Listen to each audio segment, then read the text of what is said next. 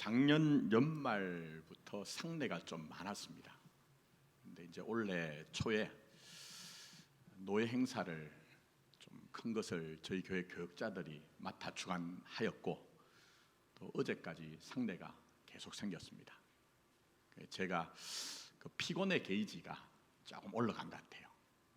제가 생각보다는 좀 튼튼한 편입니다. 근데 용량이 찼던지 일부 예배 때는 성시교독을 엉뚱한 걸 하고, 저는 예배를 다 스캔하거든요. 근데 2부 때는 마지막 성구를 읽는데 또 버벅거렸어요. 혹시라도 3부가 그렇 써 있으니 긍휼의 마음을 품고 예배를 드렸으면 좋겠습니다. 얼마 전에 집례한 장례 때문에요, 벽제에 소재한 시립성화원, 쉽게 이해하면 화장장에 갔습니다. 늘 그렇지만 절차를 따라 고인을 화장하기 위해 고인을 운구하고, 그리고 마지막 고인을 화장시설 안에 모시고 그 엄숙한 순간을 지키는 이제 고별실이 있습니다. 유리로 된. 그래서 제가 이제 집례하는 가족들하고 이제 고별실에 당도를 했는데, 문제는 바로 옆방에서 성당에서 오신 분들이 너무너무 큰 소리로 찬송을 하는 거예요. 한 곡 정도면 이해가 되지만 메들리로 계속 하시는 거예요. 말씀드린 것처럼 고별실은 한 곳이 아닙니다. 벽제 가보신 분은 아시겠지만 여러 방들이 있거든요. 그럼 그곳에는 또 다른 사연을 가진, 그 아픔을 가진 분들이 눈물로 조용히 침묵 가운데 사랑하는 일을 보내는 순간입니다. 근데 그 찬송 소리 때문에 많은 사람들이 얼굴을 찌푸립니다. 그러면서도 말하지 못하더라고요. 전전긍긍해요. 저는 좀 성격이 좀 까칠합니다, 보기보다. 그래서 제가 저희 교회 부목사님 김아멘 목사님 불렀습니다. 그래서 사무실 가가지고 이런 상황 얘기해라. 그래서 이 상황을 정리를 해달라고 얘기했습니다. 왜냐하면 과거는 막 그냥 그 고별실이요, 저도 오랫동안 교회 현장에서 목회를 했잖아요. 가보면 뭐 찬송 소리, 목탁 소리 난립니다. 찬송 소리가 좀 크면 옆에서 스님께서 목탁을 더 세게 두드리고 연불 더 크게 하고 뭐 이런 일들이 있었습니다. 근데 이제는 고별실에는 못하게 금지를 했습니다. 그리고 유족 대기실로 올라가서 예배나 종교 행위를 할 수 있도록 되어 있거든요. 그래서 제가 이제 김아멘 목사님한테 그 얘기를 하고는 이제 막았습니다. 왜냐하면 마지막 고별 시간이 그렇게 길지가 않습니다. 그래서 가는 시간 있죠. 사무실까지 가서 설명해야 되죠. 직원이 또 와가지고 그 오는 시간 있죠. 그래서 제가 직접 얘기했습니다. 그분들에게 이곳은 종교 행위를 하면 안 됩니다. 그만두십시오. 강하게 얘기했습니다. 제가 왜 이야기로 설교 시작을 하냐 하면요, 1월 초부터 시간에 대한 신앙적 의미, 우리 일생 살면서 겪는 일들에 대한 신앙적 의미를 살펴보고 있습니다. 근데 이제 설교가 마무리 국면이거든요. 지난주에는 술과 방탕을 제가 설명을 하면서 물질적인 술만 얘기하는 것이 아니다, 그거 헬라어 원어로 설명을 드렸어요. 방탕이 뭔지 기억하실 겁니다.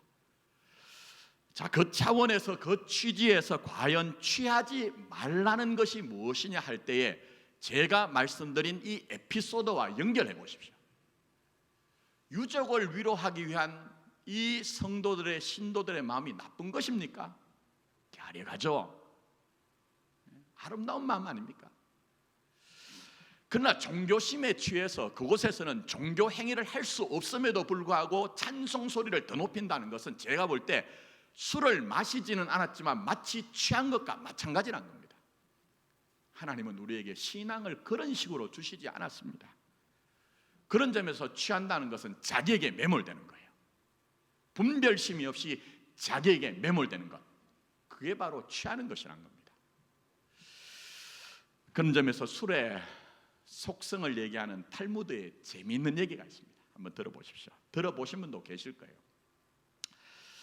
전 인류의 커다란 대홍수 이후에 노아가 땅에, 육지에 발을 딛고 농사를 짓잖아요. 그때 지었던 농사가 뭡니까? 포도 농사를 짓죠.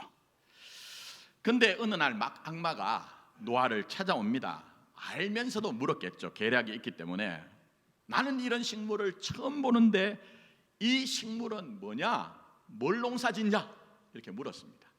그랬더니 노아가 신이 나서 이 식물은 나중에 열매가 맺히면 아주 달콤하고 맛있는 열매가 맺히는데 이걸 즙을 짜서 마시면 아주 기분이 좋아지는 그런 나무라고 설명을 했습니다.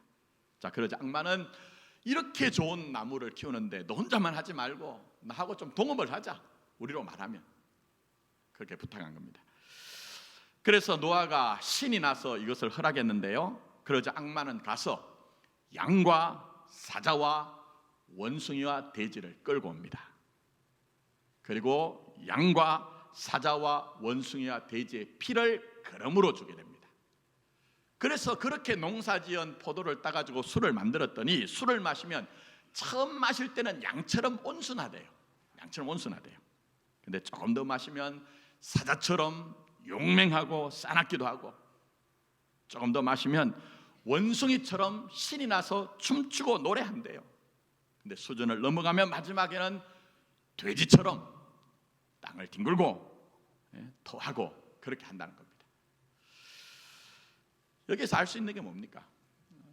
물론 수준의 문제가 있지만 술이라는 것은 자기 통제력 잃어버리게 한다는 것입니다. 분별력을 상실하게 한다는 겁니다. 근데 이건 술만의 문제가 아닙니다. 우리 일생을 살다 보면 우리의 삶에는 얼마나 우리 삶을 제대로 살지 못하게 하고 취하게 하는 것이 많은지 모릅니다. 제가 에피소드로 말씀드린 것처럼 찬송을 부르는 그 신자들, 그게 나쁜 겁니까? 정당한 것이죠. 옳은 것이죠. 그러나 그것도 우리를 취하게 합니다. 자, 그런 점에서 예를 들면 우리는 누구나 다 성공과 행복과 성취를 좋아하고 추구합니다. 근데 그것도 취할 수 있죠. 우리 가끔 세상 말로 얘기하면 밥맛 없는 인간들이 있죠. 밥맛 없는 인간들이 있습니다. 어떤 사람입니까? 제 성공에 취하여, 제 행복에 취하여, 제 성취에 취하여 남들 배려하지 않고 자기 얘기만 하면 그게 사실인데 다른 사람 상처를 줄 수 있습니다. 그러니 때로는 우리에게 성공과 행복과 성취도 취하는 것이 될 수 있다는 거예요. 그러나 반대로 예를 들면 우리 살다 보면 누구나 다 실수할 수 있거든요. 실패할 수 있습니다. 마음에 커다란 상처를 입을 수가 있습니다. 그러나 그 자체가 우리 자신은 아닙니다. 이 부분을 우리가 잘 구분해야 됩니다. 그 자체가 우리 자신은 아니에요. 그러나 우리에게 있는 실수와 실패와 마음의 상처가 자기 운명이다, 자기 전부라고 생각하면 거기서 취하여 헤어나오지 못합니다. 그게 내 운명이라고 결론이라고 단정을 짓고 자기가 자기를 시비 걸고 자기가 자기를 공격하는 일들이 우리에게 비일비재하게 일어나죠. 그런데 우리의 삶에는 얼마나 우리를 제대로 살지 못하게 하는 취할 것들이 많은지 모르겠습니다. 그런 점에서 술 취하지 말라, 성령의 충만함을 받으라는 것은 물질적인 술 수준에서 더 나아가 확장하여 결론적으로 하나님은 자기에게만 매몰되지 말고, 자기에게만 매몰되지 말고 신앙 가지고 한 걸음 더 나가보자, 더 깊은 차원이 있다, 더 높은 차원이 있다, 더 대단한 것이 신자의 인생이다, 세상의 것으로 판정하지 말고 자기에게 매몰된 것으로 살지 말자고 우리에게 당부하시는 거예요. 그게 오늘 이제 마지막 시간에 대한 결론입니다. 그래서 이미 앞선 3장 17절부터 19절에 이런 부분을 언급을 합니다. 자, 제가 읽어드릴게요.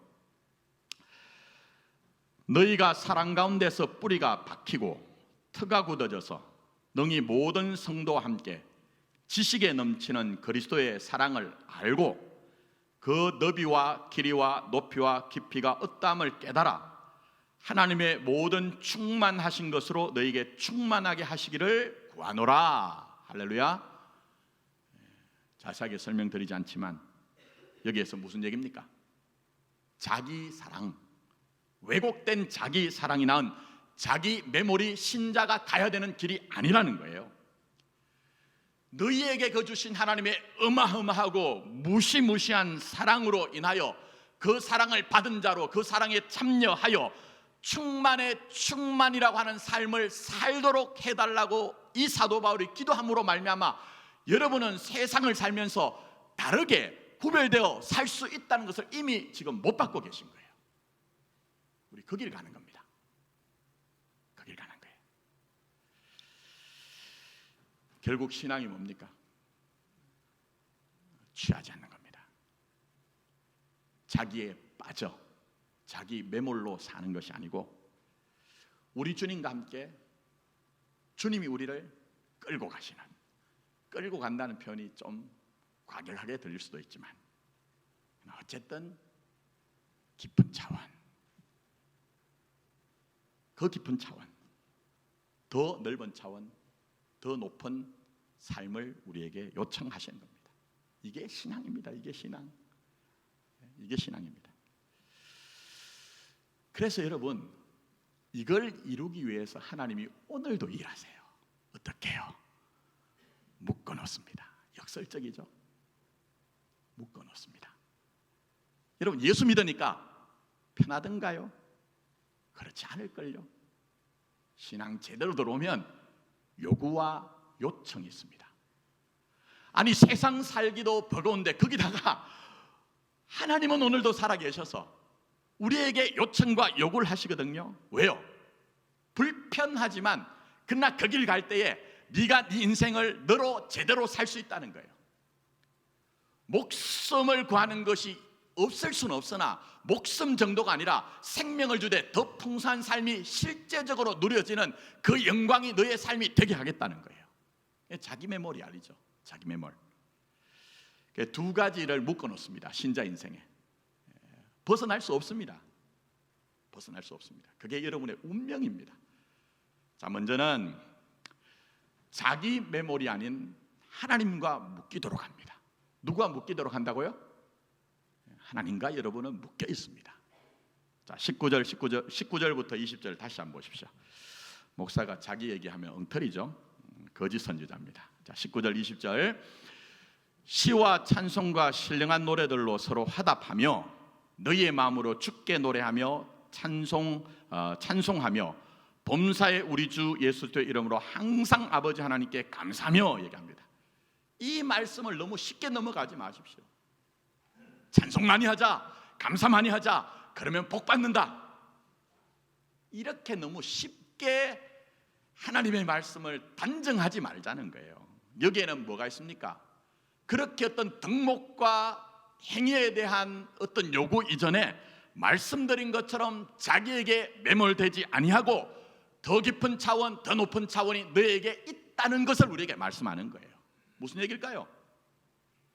지금 이 19절부터 20절은요, 인간이 원래 가지고 있는 본성과는 정반대의 어떤 속성을 얘기합니다.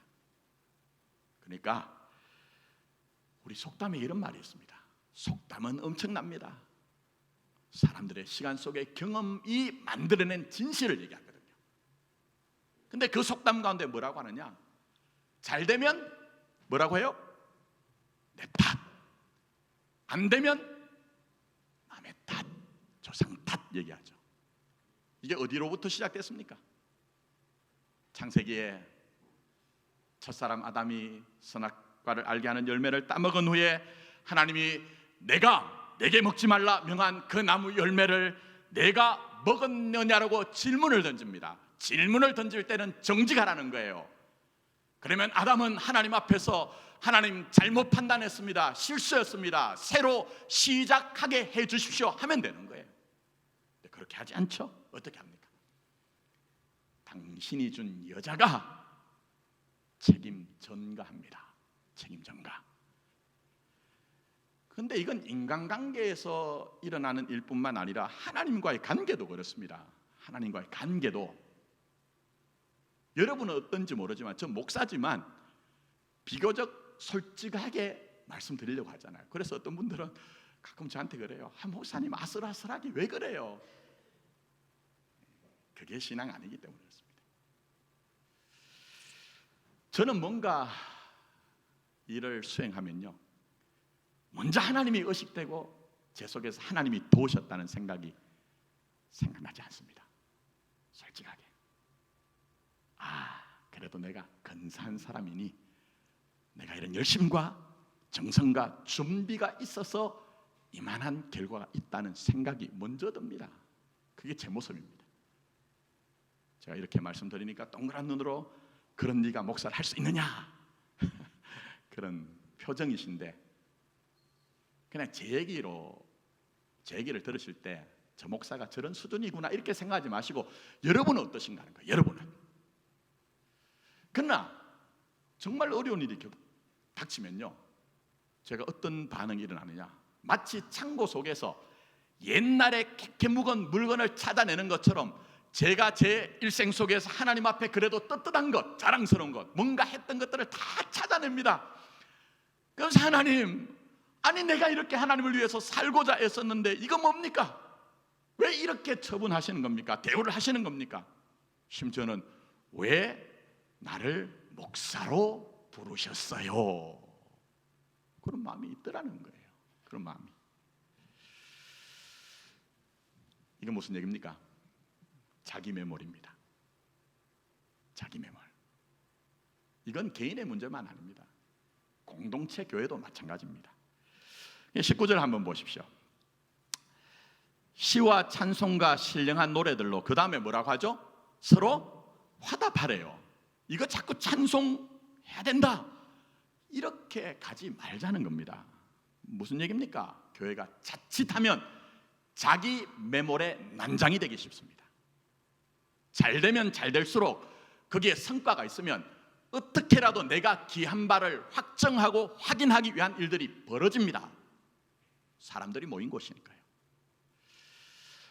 그러나 뭔가 문제가 생기고 결과가 좋지 않으면 자기 책임은 사라집니다. 자기 책임은. 심지어 집단적으로 인간적인 친소 관계를 벗어나지 못하는 것이 현실입니다. 진실과 허위가 있고 시시비비가 있습니다. 물론 맞다 틀린다 하는 것이 신앙의 전부는 아닙니다. 그걸 넘어서는 문제입니다. 그러나 그게 출발이 돼야 됩니다. 그러나 하나님 나라 쪽에 서지 않은 그 거짓, 진실이 아닌 것에 대한 청산이 없습니다. 회개가 없습니다. 그러니 시와 찬송과 신령한 노래들로 서로 화답하라는 것은 찬송 많이 하라는 얘기가 아닙니다. 너희 관계 안에 하나님을 의식해야 된다는 거예요. 너희가 드러나고 너희가 자랑하기 위한 그런 삶이 아니라 하나님을 의식함으로 말미암아 하나님이 높임을 받는 그런 교회, 그런 인생이 돼야 된다는 거예요. 이것만이 교회를 교회되게 합니다. 그 속에서 여러분의 인생이 발견될 때 여러분이 정말 하나님에 참여하였다고 하는 만족, 자족, 감사, 찬용이 나옵니다. 그거 없으면 헛것입니다. 진짜입니다, 여러분. 아무쪼록 자기 매몰의 길을 가지 마십시오. 하나님을 의식하여 하나님의 영광과 존귀, 하늘과 땅 아래에 있는 모든 것을 예수의 이름에 무릎을 꿇게 하신 주의 권세와 권능을 자기 매몰로 살지 않기 때문에 사는 그 삶의 일상 속에서, 여러분의 신앙 속에서 경험하고 누리기를 예수님의 이름으로 축복합니다. 자, 두 번째 묶어 놓으신 게 있어요. 그게 뭐냐? 여러분에게 주어진 관계와 그 속에서 감당해야 되는 몫과 임무입니다. 자, 21절 한번 보세요. 그리스도를 경외함으로 피차 어떻게 하라고요? 복종하라 얘기하고, 그 아래 5장 22절부터 6장 9절까지 부부, 그 다음에 부모와 자녀, 상전과 종이 나옵니다. 이거 이미 2020년 말부터 2021년 중반기까지 새벽에 자세하게 다 에베소서 강의했습니다. 그 자세하게 언급하지 않고, 다만 여러분 오해하지 마실 것은 여기 사도 바울이 부부나 부모나 자녀, 그 다음에 상전과 종을 얘기할 때 그게 전부라는 게 아닙니다. 샘플이에요. 샘플. 그러니까 여러분에게 주어진 파기할 수 없는 운명과 같은 관계들 있죠. 다 있을 거예요, 여러분. 그리고 그 관계라는 현실 속에서 내게 주어진 몫과 임무가 있다는 거예요. 근데 하나님이 내가 때로는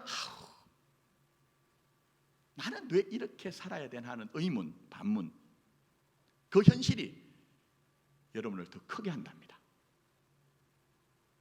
여러분을 더 깊게 한답니다. 그러니 외면하지 말고 살아보자. 한번 살아보자. 이렇게 말씀하시는 거예요.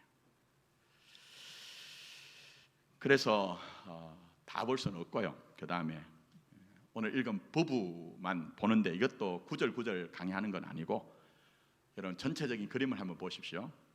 남녀가 결혼을 한다는 건 뭐죠?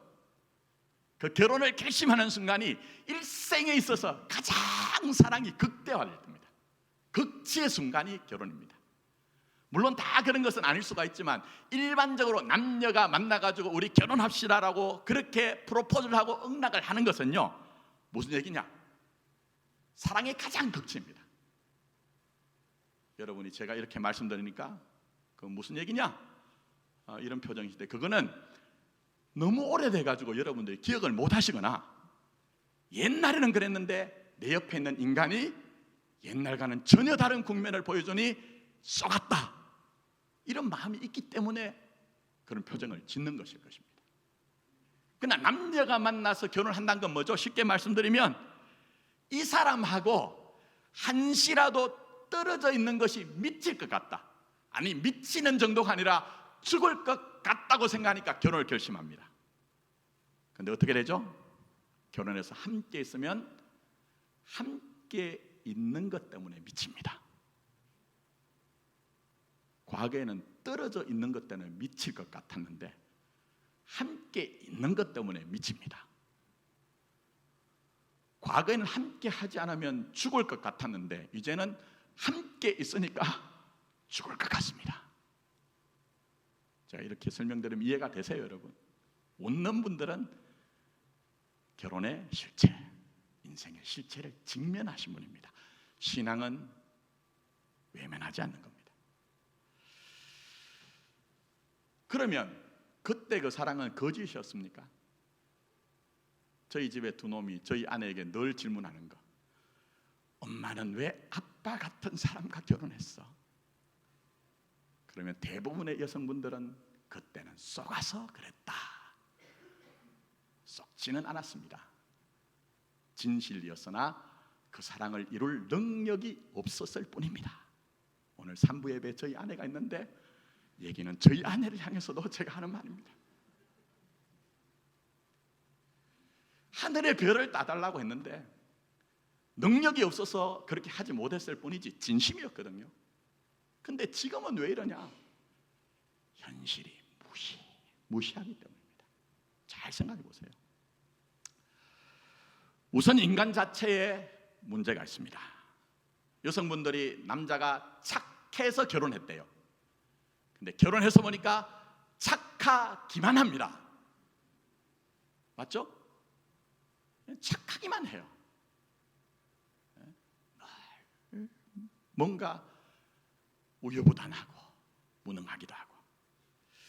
또 제가 젊은 청년들하고 얘기해 보면요, 여자 청년들이, 자매들이 뭐라고 하냐면 자기는 나쁜 남자 스타일에 막 끌린대요.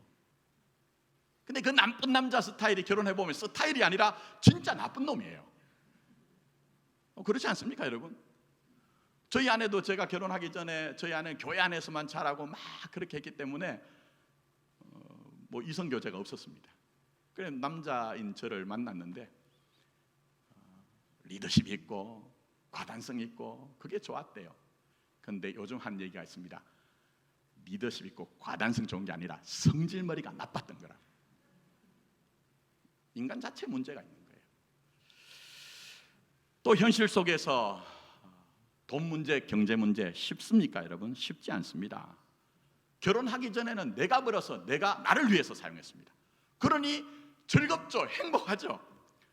근데 결혼해서 보니까 오빠 하던 여인이 어느 날 아빠로 저를 통칭하기 시작하면서 내가 번 돈을 내가 한 푼도 사용하지 못하더라. 그게 현실입니다.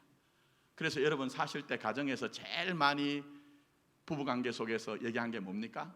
쥐꼬리만한 월급 얘기하죠. 그건 무슨 얘기입니까? 내 맘대로 살기 어렵다는 인정과 비명입니다. 그게 삶의 현실입니다. 그렇지 않습니까, 여러분? 또 아이는 어떻습니까? 제가 길게는 말씀드리진 못하고 아이를 낳고 난 이후에 더 힘들어요. 이놈이 나를 닮아서 너무 행복하고 만족하고 그랬는데 밤낮이 바뀌어가지고 빽빽 울면 어떻게 하겠습니까? 건사해야죠. 꼬박꼬박 졸면서라도 안고 젖을 먹이고 기저귀를 갈아 끼우고 뭐 이런 일들 더 이상 설명드리지 않아도 우리의 삶엔 그런 현실이 있죠. 가장 어려운 건 뭡니까? 마음입니다. 마음. 예를 들면 과거에는 힘든 일이 있으면 나 혼자 힘들면 끝입니다. 근데 부부가 일심동체래요. 평소에는 일심동체라는 것을 느낄 수가 없는데 내가 말하지 않아도 어려운 일이 있으면 눈치껏 코치껏 알고 끙끙 앓는 거예요. 그럼 무슨 마음이 듭니까? 아유, 나라는 인간이 한 사람에 대해서 저렇게 고민하고 염려하게 하는구나 하는 그런 쪼그라든 마음이 있죠. 자, 그러니 제가 상징적으로 말씀드립니다. 오해하지 마시고 시험 들지 마시고 결혼이란 것은 이 사람하고 한시 동안이라도 떨어져 있는 것이 미칠 것 같다, 죽을 것 같다 해서 결혼하면 나는 무슨 큰 죄를 지어서 이 왼수하고 평생을 함께 붙어서 살아야 되나? 그게 현실이죠. 그게 현실입니다.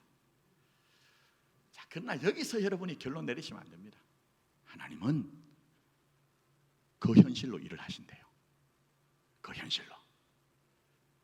말씀드린 것처럼 이게 그냥 부부관계, 부모와 자녀관계, 상전과 종의 관계가 아니라 샘플이 되어서 여러분에게 운명처럼 주어져 있는 그 삶의 현실, 그 안에 하나님은 여러분을 외면하지 않고 때로는 내가 그것을 감당하며 사는 것이 참 버겁기도 하지만 그 일을 통해서 하나님이 여러분을 깊게 하신대요.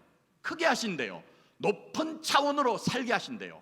그래서 여러분 자신이 하나님의 영광이 되게 하신대요. 얼마나 대단합니까? 기독교 신앙은 종교가 아닙니다. 관념이 아닙니다. 그걸 하나님이 지금도 오늘 여러분에게 이루어 가시는 것입니다. 그래서 오늘 본문 보시면 아내에게는 그리스도에게 교회가 복종하듯이 남편에게 복종하라 얘기합니다. 현대인들에게 복종이란 말은 결코 즐겁거나 기쁘거나 수긍할 수 있는 얘기가 아닙니다. 자, 그러면 왜 여자에게만 이런 요구를 하시나? 그렇지는 않습니다. 자, 남자는 뭐라고 하죠? 아내 사랑하기를 그리스도께서 교회를 사랑하시고 그 교회를 위하여 자신을 주심같이 하래요. 여기 억울한 건 아무것도 없습니다. 함께 묶여 있다는 거예요. 함께 묶여 있다는 거예요. 여러분들 오늘 본문을 읽어드릴 때에 이 분량으로 보면 여성이 훨씬 더 깁니다. 그러니 아니 왜 이렇게 여성들만 억울하냐, 손해보냐 이런 마음 들 수가 있잖아요. 근데 잘 생각하셔야 됩니다. 자, 묻습니다. 사랑하는 것이 힘듭니까? 복종하는 것이 더 어렵습니까? 잘 한번 생각해 보세요. 사랑하는 것이 어렵습니까? 복종하는 것이 어렵습니까? 사랑이 훨씬 더 고급하고 어렵습니다. 왜 그렇죠? 군에 다녀오신 분들은 아실 거예요. 저 중대장이, 대대장이 마음에 하나도 들지 않지만 명령으로 하라 한 것을 하면 복종이에요. 하지 말라고 한 것을 하지 않으면 복종이에요. 그러나 사랑은 마음이 있어야 됩니다. 마음 없는 행위는 거짓입니다. 자기의 전부, 자기의 전 인격이 있는 것이 사랑입니다. 그러니 여성분들이 이 말씀을 읽을 때 왜 이 남존여비처럼 우리에게만 이렇게 손해보게 하시냐 이런 입장이 아니라는 거예요. 함께 묶여 있다는 거예요. 조금 더 설명드릴까요? 여러분, 여성에게 왜 길게 말씀드릴까요? 연약한 지체이기 때문에 찬찬히 친절하게 설명하시는 거예요. 남자에겐 짧죠? 무슨 얘기입니까? 쉽게 말씀드리면 안 들으면 홍군형 난다고 단호하게 말씀하시는 거예요. 그런데 여기서 여러분이 보실 게 있습니다. 이 묶여진 관계가 뭘 만들어냅니까? 자, 31절, 32절 보십시오. 그러므로 사람이 부모를 떠나 그의 아내와 합하여 그 둘이 한 육체가 될지라. 이 비밀이 크도다. 그 다음 뭐라고 합니까? 나는 그리스도와 교회에 대하여 말하노라. 앞으로 가서 교회가 뭔지를 설명해야 되는데 어마어마한 얘기를 합니다. 그러니 부부나 부모와 자녀, 상사와 종의 그 운명적인 관계 안에서 그것이 그냥 우리에게 해피하고 외면할 것이 아니라 그 운명 안에서 네게 주어진 삶의 임무 안에서 내가 너에게 역사하고 일하여 너를 정말 깊은 자리로 끌고 간다. 너를 대단한 사람이 되게 한다. 그게 바로 부부가 둘이 한 몸을 이루어 그 부부 관계는 부부 관계로 끝나는 것이 아니라 교회와 그리스도의 관계라고 얘기를 하시는 거예요. 여러분, 전부 다 여러분의 인생에 기능하고 작동하는 것 중에 어느 하나도 그렇지 않은 것이 아무것도 없습니다. 다 그것을 여러분이 이해를 하셔야 됩니다. 지금 이 시간 예배 드리는 시간도 마찬가지입니다. 여러분, 예배가 꼭 여러분의 마음에 익숙하세요? 마음에 편하세요? 제 설교는 쉽게 가는 설교가 아니니까 여러분 말은 하지 못하지만 아니 저 목사는 맨날 다른 목사들처럼 좀 편하게 얘기하면 좋은데 저 따위 식으로 얘기를 하느냐 하는 마음도 계실 거예요. 그러나 자기 매몰에 빠지지 마십시오. 목사가 한 주에 내내 묵상하고 연구하여 정말 하나님의 말씀의 진리가 뭔가를 고민하여 내놓을 때 말이 어눌하고 표현이 적당하지 않은 것이 있지만 내게 주시는 하나님의 음성이 뭔가를 찾아내셔야 됩니다. 3부 예배는 그렇지 않지만 2부 예배는 원래부터 경배와 찬양을 먼저 합니다. 다른 교회는 30년 전, 20년 전부터 했습니다. 근데 악기를 연주하다 보니까 어떤 분들이 막 힘들어해요. 그리고 뒤로 들리는 소리는 이딴 식이 무슨 예배냐?